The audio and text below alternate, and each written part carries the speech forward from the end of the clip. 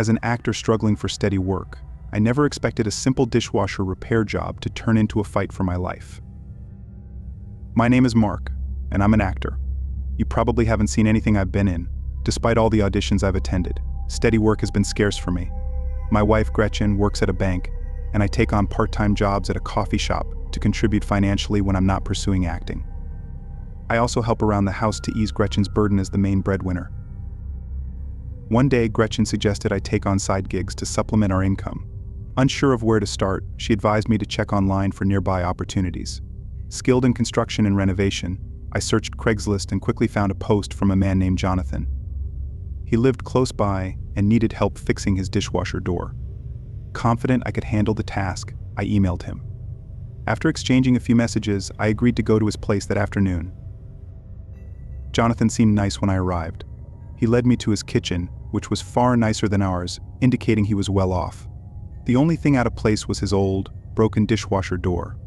As I inspected the damage, Jonathan poured me a glass of lemonade. When I asked what caused the damage, he casually said it was old. However, I could tell he was lying. The door had scratches and yanked out screws, suggesting deliberate damage. Suspicious? I decided not to drink the lemonade. Pretending to take a sip, I kept my lips shut. I then asked Jonathan for a towel, and while he fetched it, I discreetly poured the lemonade down the sink.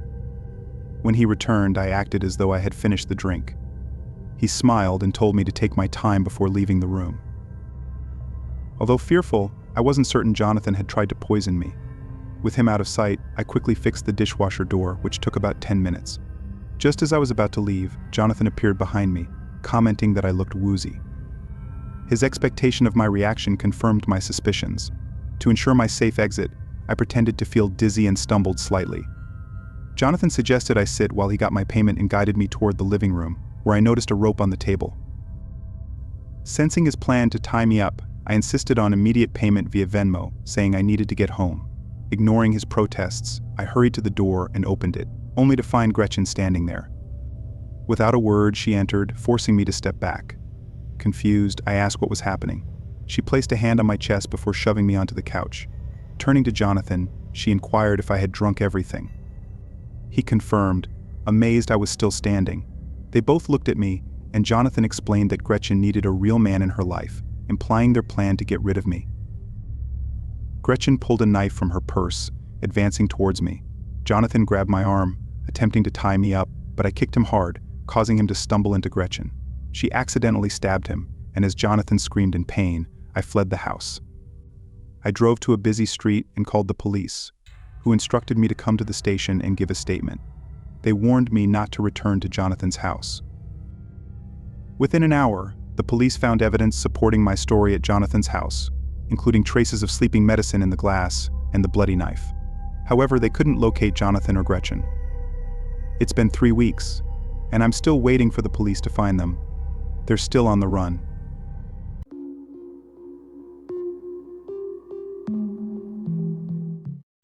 Moving to a new town for a teaching job seemed like a fresh start, until a Craigslist rental offer led me to witness something horrific. My name is Evan. Last year I got a new teaching job in Asheville, North Carolina. I had never been there before, but the job was perfect, and I couldn't say no. I instantly accepted the offer. I had to find an apartment within my price range, but I was shocked at how expensive Asheville was. The rent was more than double what I could afford. I looked all over but couldn't find anything reasonable. While I was staying in a pretty gross hotel in Nashville, someone suggested I look for places on Craigslist.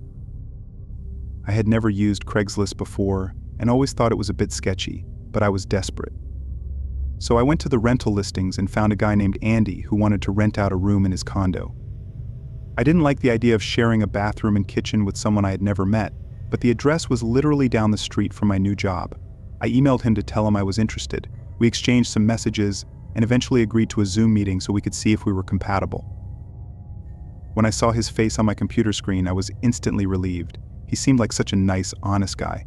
He answered all my questions and gave me a really good first impression. During our meeting, he was sitting at his table with the kitchen counter just behind him.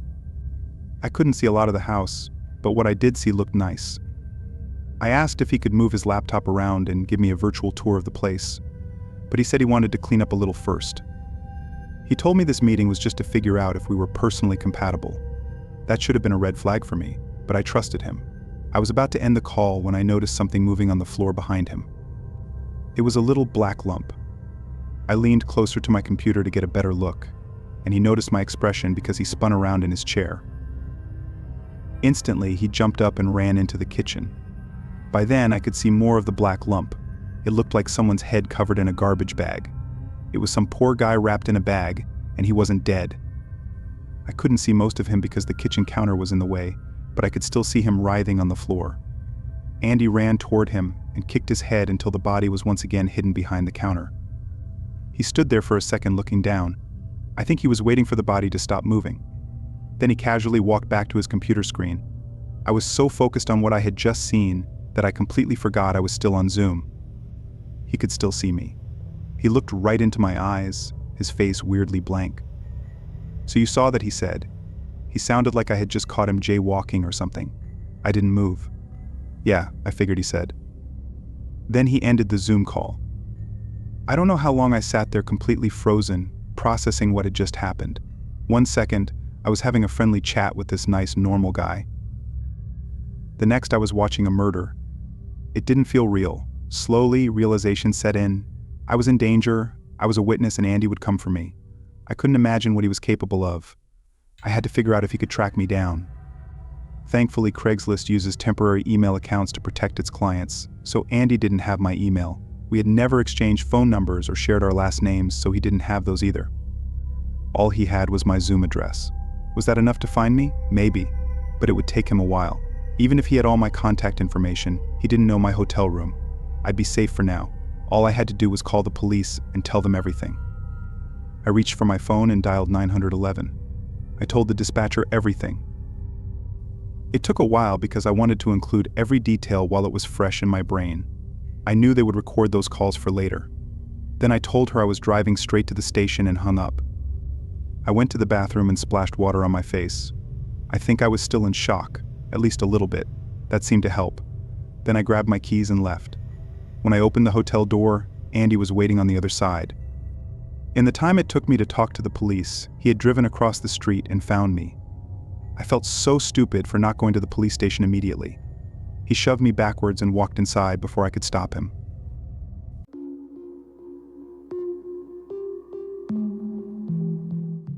Running into my ex at the store was the last thing I wanted, but what followed was a terrifying reminder of why I left him in the first place. I told her no. Then her smile disappeared, and she asked, "Do you know that man?" I turned around to see who she was looking at. I saw my ex-boyfriend Ronnie standing behind a display of shirts. He wasn't moving, just staring at me. My blood ran cold. Ronnie was a terrible boyfriend. He screamed at me all the time and erupted with anger whenever he saw me talking to another man. Things got so bad between us that one night I just packed up and left without saying goodbye. Ronnie was the reason I left this town in the first place. I was worried that I'd see him again when I came back, but I didn't expect to see him staring at me across a huge store. "Would you like me to call security?" the woman asked. I told her not to worry. I knew he was probably just shocked to see me. We had broken up so long ago. He was probably just going to leave me alone. But he didn't. He started following me throughout the store. I went to the shoe section, then the electronics, then the books. Wherever I went, he kept pace. He made sure not to get too close because he didn't want the workers to get suspicious of him, but he wasn't even trying to hide. I was starting to get really scared. I made it to the exit and passed the same old woman. I ran outside and tried to get to my car. Ronnie kept coming. Now that we were in the parking lot, he broke out into a full sprint. He caught up to me within seconds and grabbed my shoulder. "Please, babe," he said. I didn't want to talk to him. I wanted to run, but I knew he would catch me. He pulled me around to face him and smiled that stupid grin he always used to make me feel safe. I was terrified. "Why did you leave me?" he asked. "I miss you so much." His voice was quiet and desperate. I could tell he wasn't going to let me go until I answered him. I didn't know what to say. I needed to find myself, I stammered. I wasn't happy. His smile grew wider. "You were happy." "I know you were." He tightened his grip on my shoulder. "You just forgot how much you love me." "I don't love you anymore," I said. "Please, let me go." His smile turned into a scowl. "Let you go," he repeated. Let you go, he pushed me into the side of a nearby van. I can't let you go, he said. I need you, no, I said, my voice shaking. You don't need me, Ronnie leaned in closer. I could smell his breath. You're coming with me, he whispered. Whether you like it or not. I tried to push him away, but he was too strong. He grabbed my wrist and started pulling me toward his car. I screamed for help, but no one was around. Then I remembered the pepper spray in my purse. I reached for it and sprayed him in the face. He screamed and let go of me, rubbing his eyes. I ran to my car, jumped in, and locked the doors. I watched him through the window as he stumbled around, still screaming. Then I started the engine and drove away as fast as I could. I didn't stop until I was miles away. I pulled over and called the police, telling them everything. They told me to come to the station and file a report. I haven't seen Ronnie since, but I know he's still out there somewhere looking for me.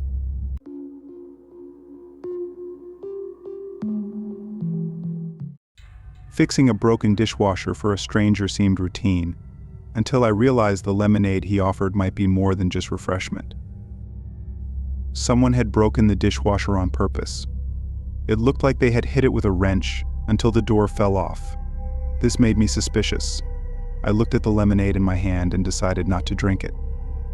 Something was off, and I didn't trust Jonathan. Pretending to take a sip, I kept my lips shut. I asked Jonathan for a towel before I started working. While he went to get it, I poured the lemonade down the sink. When he returned with the towel, I acted like I had finished the drink. He smiled and told me to take my time. Then he left the room. Despite my fear, I wasn't entirely sure Jonathan had tried to poison me, so I focused on fixing the dishwasher. While I was working, Jonathan came back into the kitchen. "Are you okay?" he asked. "I was going to take a nap, but I heard you moving." "Oh, I'm sorry," I said. "I didn't mean to wake you." "Don't worry about it," he replied. "I needed to get some groceries anyway. I'm headed out. If you finish early, feel free to use the kitchen and help yourself to any food you want." "Thanks," I said. Jonathan grabbed his keys and left. As soon as the front door closed, I felt relieved.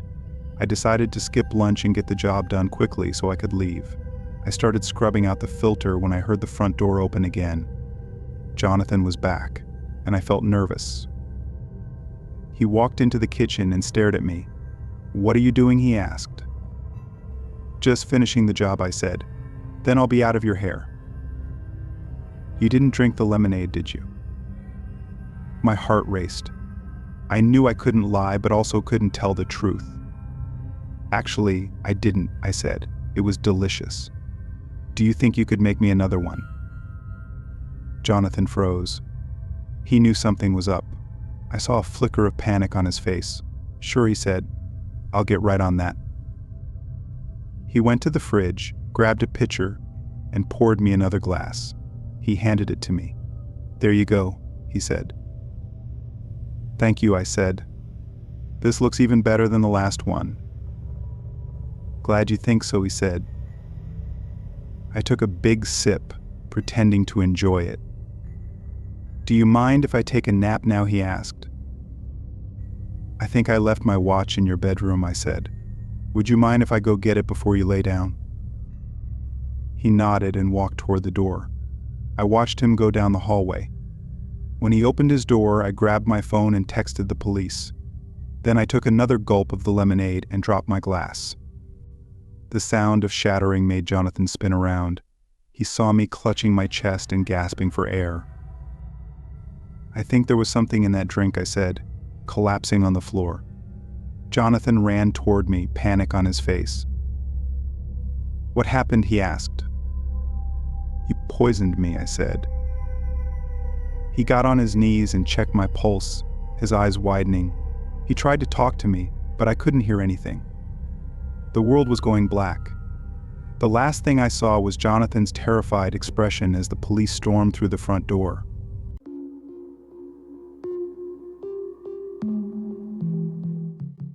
What would you do if you found a hidden compartment in your new car, filled with chilling secrets that suggest the previous owner was a monster? Hey, I'm Martin, but some folks call me Hope. I'm 34 and a software developer living in Seattle. Recently, I've been going through a tough time. My girlfriend Jen and I broke up 6 months ago after being together for 5 years. It was messy, and I'm still not over it. I decided to move and get a fresh start, which included selling my car because it held too many memories of Jen and me. I found a decent deal on Craigslist for a 2015 Honda Civic. I had no idea that buying this car would turn my life into a nightmare. When I met the seller to check out the car, everything seemed normal. The seller, Bill, was a middle-aged guy who was very friendly. He said he was upgrading to a newer model. The car looked good, no major dents or scratches. I took it for a test drive, and everything seemed fine. We finalized the paperwork for $8,500, and I drove my new Civic back to my apartment. A few days later, I decided to clean the interior. That's when I made a disturbing discovery. Underneath the back seat cushions, I found a hidden compartment. It was a small door carved into the trunk area, leading to a tiny enclosed space between the rear seats and the trunk. I couldn't understand why a regular car would have something like this, unless it was for a sinister purpose. When I looked inside the cramped compartment, I felt sick. It smelled of stale sweat and something more sinister. Shining my phone's light inside, I saw streaks of dried brown liquid that looked like blood. Feeling nauseous, I quickly closed the compartment and stepped back, overwhelmed with dread. What terrible things had the previous owner, Bill, done with this vehicle? Had he used the secret room to transport victims he had harmed or killed? The questions swirled in my mind, each more horrifying than the last. I realized I was now connected to something deeply disturbing and possibly criminal. Part of me wanted to go straight to the authorities to report my finding and put as much distance as possible between me and whatever depravity this vehicle had witnessed. But another part of me, influenced by crime shows and horror movies, worried that coming forward might make me a person of interest, even a suspect. So I did nothing for the time being. I tried my best to go about my daily life and not think about the ominous secret compartment, but how could I not? Every time I opened the trunk or slid into the driver's seat, I was assaulted by phantom smells and visions of unimaginable horrors. The subtle stain of dread resurfaced, leaving me uneasy and tormented by morbid hypotheticals. Restless nights were punctuated by vivid nightmares, visions of being trapped in that cramped, sweaty compartment, banging hopelessly on the door, gulping stale air as my cries for help went unanswered. Other times I dreamt I was Bill, a mild-mannered monster calmly shuttling my unspeakable cargo to its grim destination. Awake, I began noticing small details about the vehicle that had previously escaped me. A splotch of reddish-brown discoloration in the trunk lining, strange symbols etched into the underside of the dashboard, and the faint acrid scent of chemicals lingering in the cabin's recirculated air. Each observation fed the cycle of dread and fueled my imagination to even darker places. After a week of inner torment, I decided I couldn't live like this anymore. I would remove the wretched compartment, scrub the vehicle clean of any lingering remnants of its prior purpose, and be done with it once and for all. Armed with a toolkit and a bucket of industrial cleaner, I set about dismantling the hidden room. As I carefully pried away its flimsy wooden panels, I knew my plan was doomed to fail. Tucked amid the sickly beige upholstery was a small cardboard box. Its contents promised to further unravel what remained of my sanity. Inside, I found handwritten notes scrawled in what seemed to be chicken scratch. Pages and pages of rambling, half-coherent screeds vacillated between records of apparent daily minutiae and grandiose proclamations about bearing witness to an ethical truth. Certain chilling phrases leapt off the page, they're everywhere, hiding in plain sight. Horrible, unblinking eyes peering through the veil at all times. Can't let them steal my essence, not after coming this far. Another page, decorated with strange symbols reminiscent of those on the dashboard, read the time of transformation draws near. The offering prepares the vessel to shrug off its withered husk and be remade anew, incorruptible and eternal. As I read on, slack-jawed in disbelief, it became clear these were no ordinary unhinged ramblings. Something larger and far more insidious bound them together. As I sit here clutching those cryptic pages, part of me wants nothing more than to shove them back into the shadows and return to blissful ignorance. To move on from this existential detour and find some semblance of normalcy again, pushing bile-inducing questions of cosmic dread from my mind. But another part, call it sickening curiosity, or a deficit of self-preservation, feels inextricably drawn to unraveling this disturbing saga, even if the truth is too horrific to behold. For now, the mysterious compartment sits reopened in the car, almost daring me to keep pulling at its sickening threads. While part of me craves a return to blissful ignorance, another part can't resist the lure of the unknown.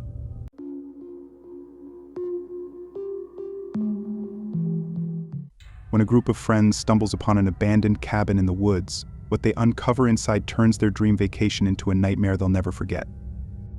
Hi, my name is Maya. I'm 25 years old, living in the city with my boyfriend Kevin. Honestly, things have been tough lately. Kevin lost his job a few months ago, and money has been really tight. We had been staying with my parents for a while to get back on our feet, but you know how it is living with parents as an adult, it just starts to weigh on you after a while. You feel like you've lost your independence. Kevin was going stir-crazy just sitting around the house all day. We both were. So when we saw this suspiciously cheap apartment listing on Craigslist, it seemed too good to be true. But Kevin was desperate to get us out of my parents' place. I'll admit, I kind of loved the idea of having our own little nest again, a fresh start. Despite the little voice of doubt in the back of my mind, we took it. I should have listened to that voice. It all started out pretty mundane and normal at first. The apartment was nothing fancy, just a basic one-bedroom in an older building on the rougher side of town. But it was clean, the landlord seemed nice enough, and hey, we could actually afford it. Those first few days we were just relieved to be out on our own again. We went to the grocery store, cooked dinners together, and binge-watched some shows on Netflix in the evenings. All that simple, blessed normalcy. We had been craving petty disagreements about leaving dishes in the sink, or whose turn it was to take out the trash. I missed those silly arguments when things started to go wrong. It probably began around the fourth or fifth night. I woke up sometime after 11 p.m. to use the bathroom. As I was coming out, I heard the most terrifying sound of women screaming. No, screaming doesn't even describe it properly. It was this blood-curdling, ripping shriek of pure fear and agony. It made my blood run cold. I shook Kevin awake in a panic. "Did you hear that? Someone's in trouble. We have to call the police," I said. He tried to calm me down, saying it was probably just a TV or something from another apartment. But I knew what I heard. It wasn't normal. Right then, there was frantic knocking at our door, and I nearly jumped out of my skin. Kevin motioned for me to stay back as he carefully went over and opened it a crack. It was our landlord, Mr. Kozak. He had this disturbingly casual smile on his face as he said, "No need for alarm, folks. Just a little disagreement between a couple of tenants. But it's being taken care of, so no need to call the authorities, okay?" The way he said it with such a total lack of concern was so bizarrely off-putting, almost like he was amused by the whole thing. I shivered despite the warm night. "If you're sure, mister," Kozak Kevin said uneasily. "We'd still hate to be a bother. We can call if anything else comes up." "Oh, there's no bother at all. But please, if you do happen to see or hear anything unsettling, don't go calling the cops, please. That never ends well for anyone, mister." Kozak chuckled as if he just told a hilarious joke. "You two seem like such a nice, smart young couple. Why don't you just give me a ring directly if any future unpleasantness arises?" "I'll get it sorted out," he gave an overconfident wink, then without another word, turned and headed back down the dingy hallway, whistling some eerily cheery tune. The look Kevin and I exchanged in the wake of that supremely unsettling encounter said it all. We both knew deep down that something was deeply wrong here with Kozak, with this whole place. But what choice did we have? We were broke and hadn't even unpacked all our things yet, so we tried our best to just ignore it. Chalk it up to the landlord being some eccentric old man and hope things didn't get any weirder. Oh, how I wish I could go back to the naive mindset of those first few nights, unburdened by the sickening realizations that were still to come. It started with the small things at first, like hearing strange noises in the night. Not just screams this time, but occasional muffled thumps and the sounds of people frantically running up and down the halls, always at the most unholy hours between midnight and 4 a.m. Whenever I brought it up to Kevin, he got this glazed, half-asleep look in his eyes and denied hearing anything out of the ordinary. Part of me wondered if he was just trying to reassure me, to cling to some sense of normalcy in our new home. Another part of me knew he heard those noises too, and was just as terrified as I was. Then more bizarre events started occurring. Strangers would randomly knock at our door at all hours. Just dazed-looking men reeking of booze or worse. Kozak said it would be okay, or this is where I'm supposed to go. We stuck to the cardinal rule of never opening the door to those sketchy individuals, but the implications of what they were showing up for made my blood run cold. Kevin and I didn't even want to voice our darkest suspicions out loud.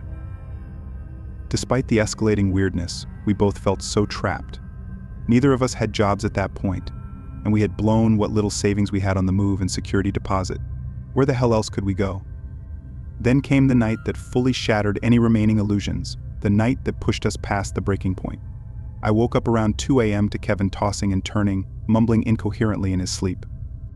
I tried to gently shake him awake, growing more frantic as he wouldn't rouse. Finally, his eyes flashed open, wild and unfocused. He looked right through me with zero recognition. "Kevin, babe, what's wrong? You were having a nightmare." That's when I heard it. The unmistakable sound of a young woman crying, sobbing in pure hopeless despair. It seemed to be coming from the apartment next door. My heart stopped as I realized whatever nightmare had been plaguing Kevin. He likely heard those cries too. We had the same horrific implications about what they meant. I wanted so badly to run out there, pound on that door, but I'd seen enough crime documentaries to know that's exactly how young women end up dead and abandoned in lots. So we just sat there, petrified, listening to those tormented wails that went on forever. Eventually, they trailed off into a deathly silence, even more chilling. I knew deep down we couldn't spend another night in this waking nightmare. Not after that. The next morning, we packed up as quickly and quietly as humanly possible. I didn't even care about getting the security deposit back at that point.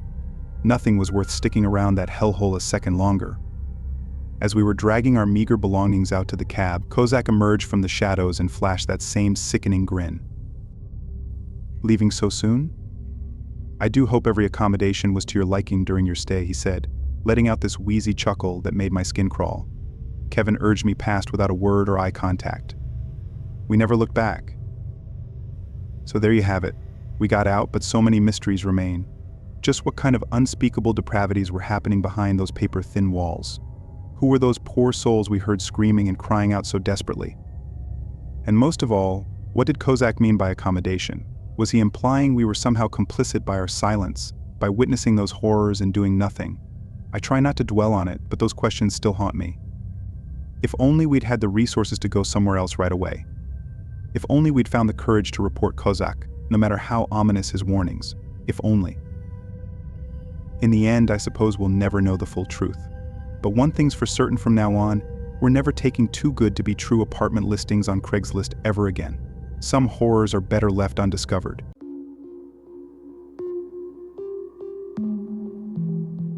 Trapped in a remote cabin with a sadistic psychopath, one woman must navigate a harrowing night of terror to survive. I opened my mouth, but the words wouldn't come out. He took a step closer, then another. That's when he pulled something from behind his back, something long and metal reflecting the moonlight. Oh God, it was a gun. Looking back, I should have screamed, tried to run, called the police, anything. But I just lay there paralyzed as this man from Craigslist walked across the room towards me.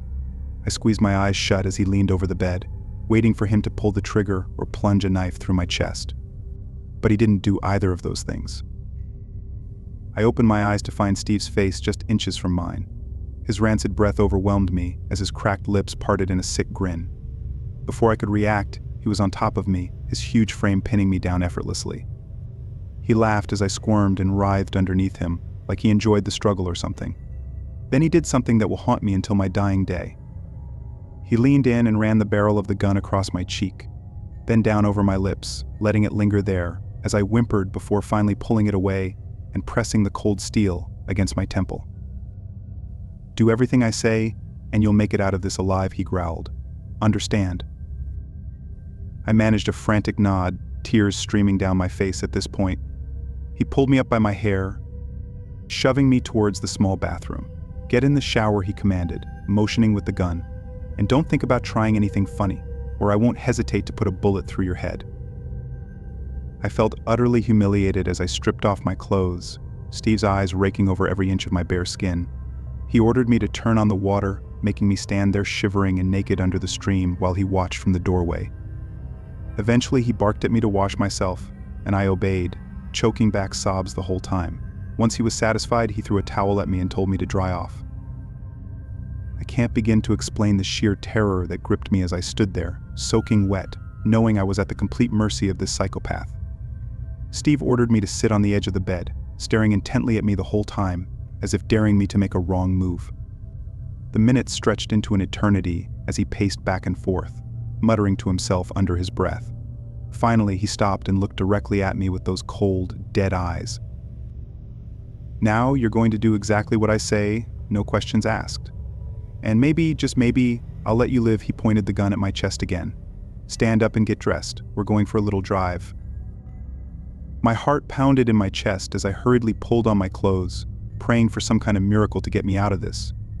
But deep down, I knew that once Steve had me in his car, there would be no escape. The drive through the deserted streets felt like a surreal nightmare. Steve kept one hand on the wheel and the other on his gun, eyes flicking over to me every so often as if to remind me who was in charge. I had no idea where he was taking me, but the destination didn't really matter. All I could focus on was the gun and the unspoken threat it represented. Finally, Steve pulled into a secluded parking lot and cut the engine. "Get out," he ordered, motioning with the gun. My legs felt like jelly as I climbed out of the car, my mind racing with possible escape plans, all of them ending in a bullet to the head. Steve led me towards a dilapidated building, pushing me inside and down a dark, narrow hallway. My heart sank as we reached a door at the end, and he shoved me inside, locking the door behind us. The room was small and windowless, with a single bare bulb casting eerie shadows on the walls. Steve ordered me to sit on the bed, then began pacing again, the gun never leaving his hand. "You're going to stay here until I say otherwise," he snarled. "Don't try to escape, don't try to call for help. I'll be watching, and if you do anything stupid, I will kill you. Understand?" I nodded numbly, too terrified to speak. Steve left the room, locking the door behind him. I was alone, trapped in this nightmare with no way out. Hours passed, though it felt like days. I huddled on the bed, trying to stay calm, but the fear and anxiety were overwhelming. Every creak of the floorboards, every distant sound made me jump, terrified that Steve would come back and carry out his threats. Finally, the door creaked open, and Steve walked back in. He looked at me with a twisted smile. "You've been a good girl," he said, almost mockingly, "so I'm going to let you go. But remember, if you ever tell anyone about this, I will find you and kill you. Understand?" I nodded frantically, desperate to be free of this nightmare. Steve motioned for me to stand up and follow him. He led me back to the car and drove me to a random street corner, shoving me out of the car without another word. As he drove away, I collapsed on the sidewalk, sobbing uncontrollably, grateful to be alive but forever haunted by the events of that night.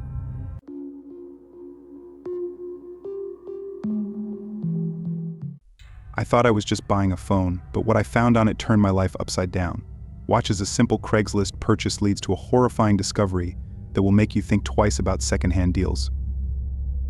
My current phone has become a bit slow, so I decided to buy a new one from Craigslist.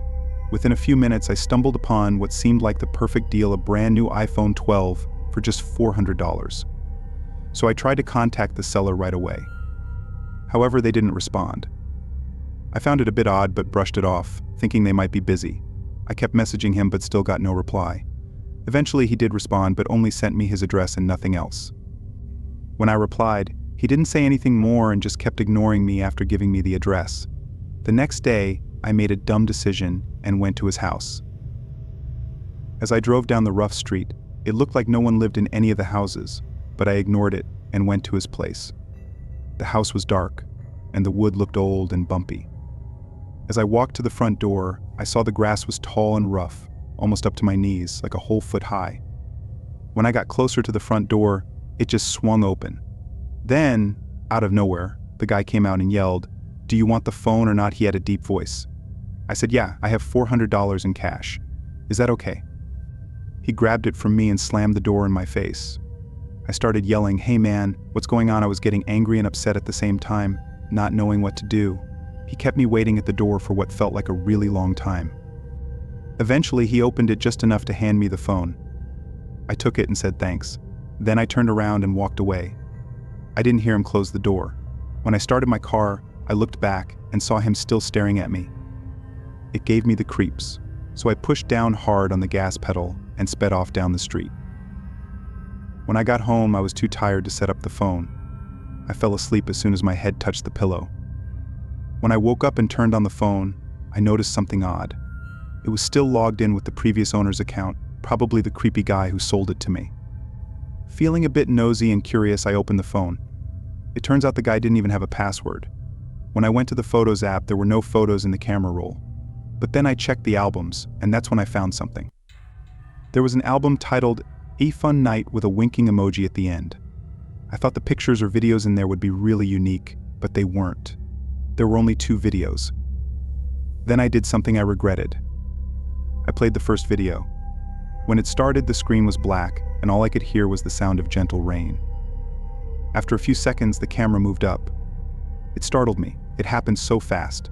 The camera was facing a car outside. It stayed focused on that car for more than 30 seconds. What's happening, I thought to myself, confused as I sat on my bed watching this video. Then suddenly, a woman opened the car door and stepped out. I didn't know this woman and had never seen her before. The camera kept focusing on her, and then a man started laughing like a maniac. That's when I froze. I recognized that voice. It was the same voice as the man who sold me this phone. I wondered, is this video some kind of joke? After the first video ended, I watched the second one. I noticed it was much longer than the first. The first one was 2 minutes long, but this one was 7 minutes. It began with a black screen and the sound of rain, just like the first one. But this time it was in an old warehouse. Around 45 seconds in, I heard faint crying like a woman's. I didn't watch the video because my gut feeling told me something wasn't right. I didn't waste any more time and called the police. I showed them the video and explained how I got the phone. Thankfully, they took it seriously and went to the creepy guy's house, but he was already gone. The house wasn't his. It was just an abandoned house. The police took my phone to find more information. It has been a while and I still haven't gotten my phone back. So next time I should just buy a phone from a mobile shop.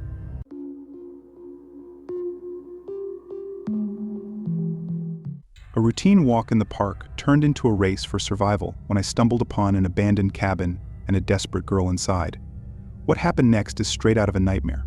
Stay tuned to find out more. I often go for walks around my neighborhood, but this time I decided to explore new territories. One day I found out there's a park a few miles from my house. The park is really big, with lots of trees and open spaces. I'm pretty sure there are more trails than I even know about. As I was walking around enjoying the sights, I spotted the opening of a trail that seemed different from the ones I usually take. It really caught my eye, so without thinking much, I started exploring it. It was getting darker, probably just after 7 o'clock, and because of that, I wasn't planning on going too far from the main path. The park had a rule that everyone needed to leave by a certain time. Also, I didn't want to be alone in the woods when it got dark. So after walking for a bit, I ended up leaving the main trail and exploring a different part of the park. I must have walked for more than a mile. When I figured it was time to head back home, it was getting darker, and I was worried about getting lost. But just before I decided to go back, I saw a cabin off to the left in the distance. I don't know why, but I felt like I had to check it out. I'm really glad I did, even though the night turned out to be the scariest night of my life. As I approached the cabin, the daylight seemed to fade away rapidly, making everything dark. I knew I should have left, but I couldn't resist checking out the cabin. I started worrying about how far I'd wandered, thinking I might be on someone's private land. This park I'm talking about isn't like a camping site or anything. It's just a regular park. The cabin looked abandoned and hadn't been taken care of for years. I walked around it, staying at least 20 feet away in case someone was there. Suddenly I heard a loud noise like someone hitting something really hard. It scared me, and I almost ran off, but then I took a few steps closer to see where the noise was coming from. When I went to the back of the cabin, I saw a girl about my age in the basement banging on the window and shouting for help. I could tell right away that something was really bad. I ran to her and tried to open the window, but then she looked even more scared and signaled me to be quiet by putting her finger to her lips. I understood right away that she wanted me to stay silent. I saw I couldn't open the window, and I knew I had to do something fast. So I tried to call the police on my phone, but there was no signal. I felt trapped, not knowing what to do. The girl kept looking at the door, and I could tell someone was about to come. I didn't waste any more time. I turned around and ran back towards the trail as fast as I could.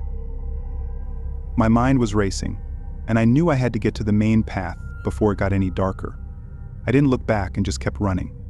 As I ran, I heard footsteps behind me getting closer. I didn't stop or slow down, just kept running faster. It felt like forever, but I finally reached the main path. The footsteps behind me stopped, but I didn't slow down. I kept running until I got out of the park. Once I was out, I called the police and told them everything. They searched the area and found the girl and the cabin. It turned out she had been kidnapped a few days earlier. I was glad she was safe, but it took me a long time to feel safe myself.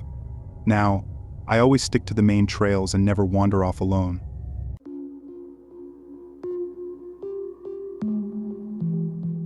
Moving to a new city is always challenging, but nothing prepared me for the sinister behavior of my new roommate. What I found in his room one night made my blood run cold. Watch to uncover the eerie truth. About 10 years ago, I moved to Seattle. When I arrived, I didn't have a job or a place to stay.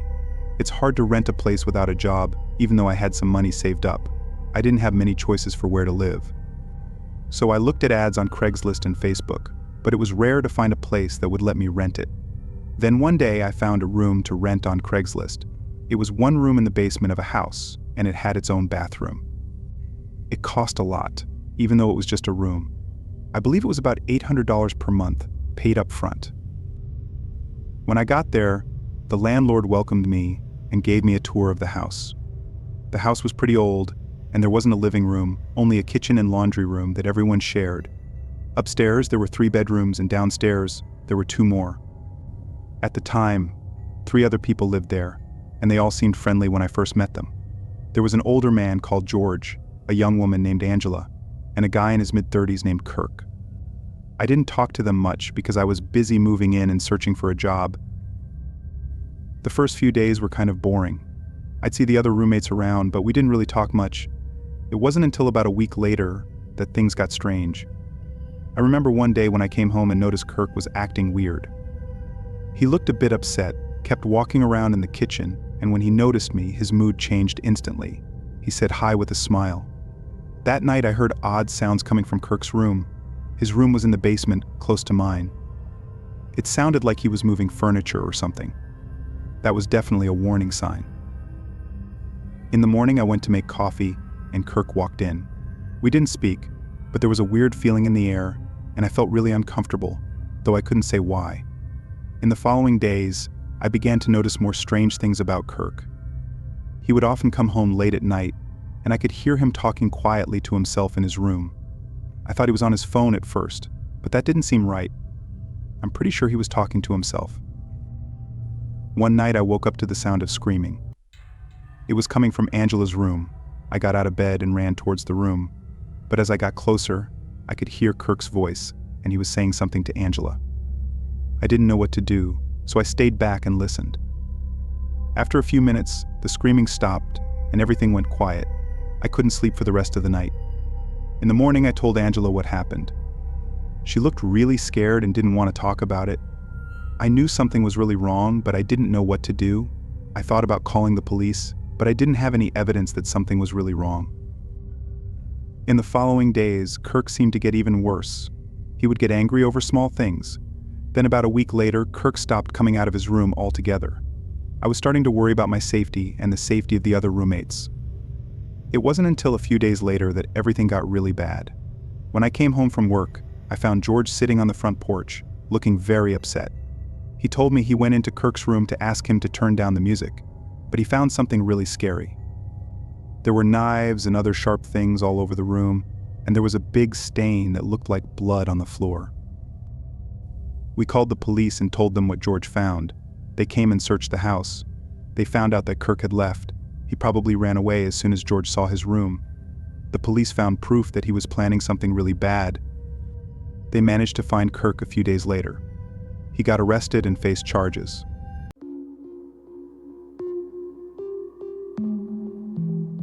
Imagine hearing strange noises in the middle of the night, only to discover something chilling left outside your front door. This happened to me after I posted my address online. You won't believe what happened next. I've been home alone for a few days in an empty apartment. Recently, my boyfriend got a great job offer in another state. We've wanted to leave Florida for a while, so when he got the job, we packed up and moved, even though we'd already paid rent for a whole month at our old place. I didn't get to say goodbye to some close friends, so I came back alone to spend a couple more weeks here. Luckily, my job allows me to work remotely, so I still have a good place to work and keep busy. The apartment isn't completely empty because I had a big piece of furniture that I decided to sell instead of moving it. I listed it on Craigslist with my address. The furniture sold the same day, but after that, strange things started happening. At first, I didn't think much of it. I have a cat, so I'm used to hearing noises. I thought it was just him being mischievous. But then I remembered we took the cat to our new place. While lying on my air mattress reading, I heard a lot of noise from the kitchen. I found some cups that had been on the counter were now on the floor. I thought the fan blew them off, but it didn't make sense. The cups had been there all day, and the fan had been on for hours. I tried not to think about it, turned off the lights, and went to sleep. Around 3 a.m., I woke up to a strange noise like someone shaking a jar of coins or keys. It was really loud and seemed to come from outside. As soon as I got out of bed, the noise stopped. I couldn't find the source, so I went back to bed with the lights on. In the morning, I noticed all the lights were off. I don't sleepwalk, so I couldn't understand why.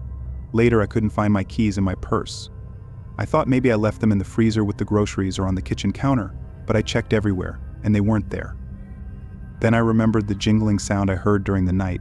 I checked outside even though it was unlikely for my keys to be there. The only way they could have ended up outside is if they fell out of my bag when I came into the house. I stepped outside and there were my keys on the welcome mat outside my front door, covered in something red. That's when I realized I might have messed up by putting my address on Craigslist for that ad. I'll see what happens tonight.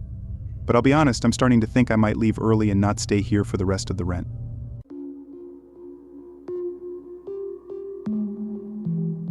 An innocent stay at a quaint motel took a terrifying turn when I woke up to find the owner standing at the end of my bed. Their reason for being there was more bizarre than you could imagine. Don't miss this unsettling tale. 2 years ago, my girlfriend and I went on a road trip. We were supposed to drive for 2 days. At the end of the first day, we stopped to sleep at an old motel. It looked cool with lots of colors, small trees, and plants everywhere. An old couple worked there and said they owned the place. They were nice, and we talked about our trip. Then, we went to our room and unpacked. The room wasn't very nice, to be honest. It was old and not updated, but we felt happy staying there because the old couple was friendly, and we wanted to support them. My girlfriend and I watched TV for a while before we got tired. Then, I turned off the TV and lights, and we went to sleep. In the middle of the night, I woke up because I heard footsteps in our room.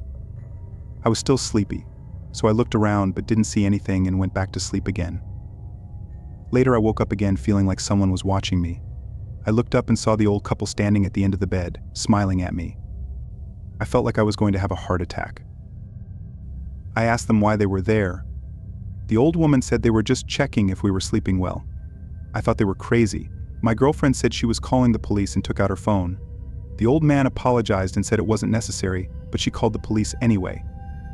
I told the old couple to leave our room. They kept saying sorry and then left. The police arrived within a few minutes. The old couple confessed to entering our room with a spare key, but they still said they just wanted to check if we were okay. This was one of the weirdest things I ever heard. The police asked if we wanted to press charges, but we said no. I felt sorry for them and thought they were just strange. The rest of our trip was good, but now whenever we stay at a hotel, we make sure to check the door twice.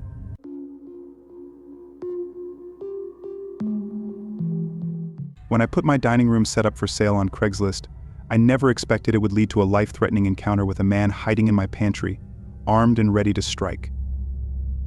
I was selling a dining room set on Craigslist for $1,200 and included slightly negotiable in the title. It was a good-looking set, but I wasn't getting any offers, likely because I lived in a rural area. Eventually, I received a call from a man who sounded a bit off but wanted to check out the set. I gave him my address, and he said he'd be over within the hour. I dusted the furniture one more time to make it look as nice as possible. The doorbell rang within 10 minutes, surprising me because he must have lived nearby, which was unusual in my area. I opened the door and immediately felt uncomfortable about letting this man into my house. He wore a stained undershirt, baggy pants with tears, and had a gray mustache stained brown in the middle.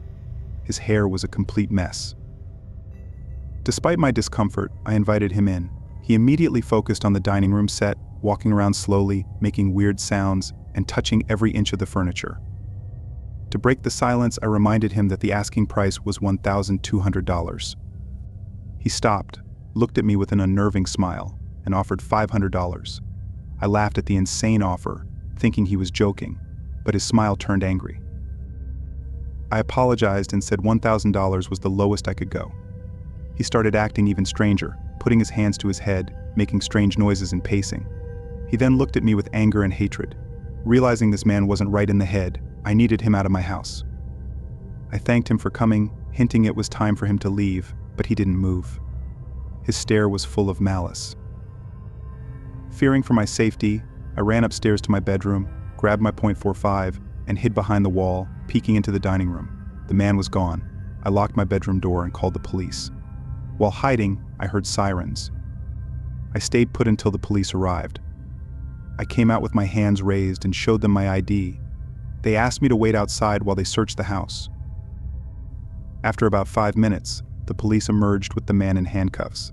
They told me he was hiding in my pantry closet with a loaded gun. It felt like a miracle that the police weren't shot. What still haunts me is the look of malice and hatred he gave me from the police car as it drove off. I can't shake the fear that he'll come back for me once he gets out of jail. I'm seriously considering moving to escape the constant paranoia.